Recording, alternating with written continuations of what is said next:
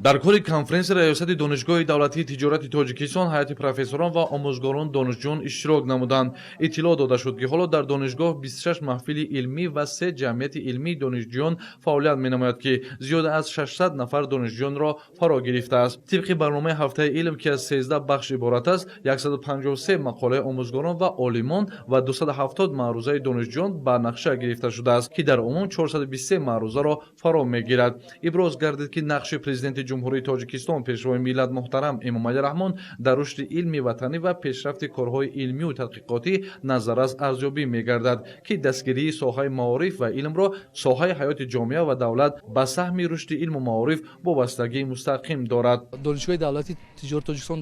дар самти омода кардани мутахассисони соҳаи иқтисод яке аз донишгоҳҳои муваффақ дониста мешавад, ба он хотире ки дар донишгоҳ имрӯз ду шӯрои ҳимояи рисолаи номзадӣ ва докторӣ амал мекунад, ки мутахассисонро дар ин самт омода карда истодааст ва мо амин ҳастем, ки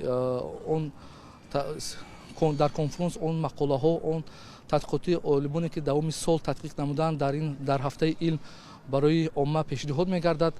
ва дар пешбурди илми тоҷик самгузор мегардад. дар воқеъ имрӯз дар донишгоҳ дар 13 бахш конференси имрӯза ба роҳ монда мешавад, ки донишҷӯён аз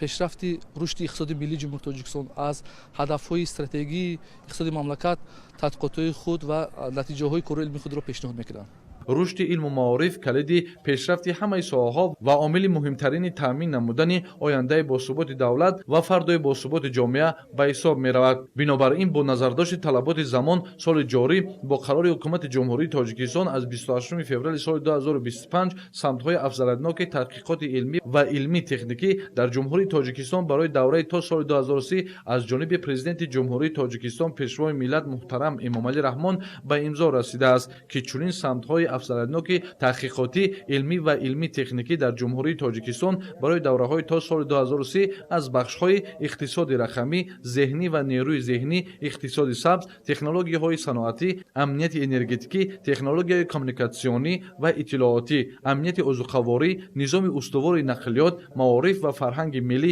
иборат мебошад. гуфта шуд, ки моро зарур аст дар донишгоҳи давлатии тиҷорати Тоҷикистон стратегияи рушди фаъолияти илмии тадқиқотиро барои солҳои 2025-2030 бо дар назардошти самтҳои афзалиятноки таҳқиқоти илмӣ ва илмии техникӣ, ки бо қарори ҳукумати ҷумҳурии Тоҷикистон тасдиқ гардидааст, таҳия ва амалӣ намоем.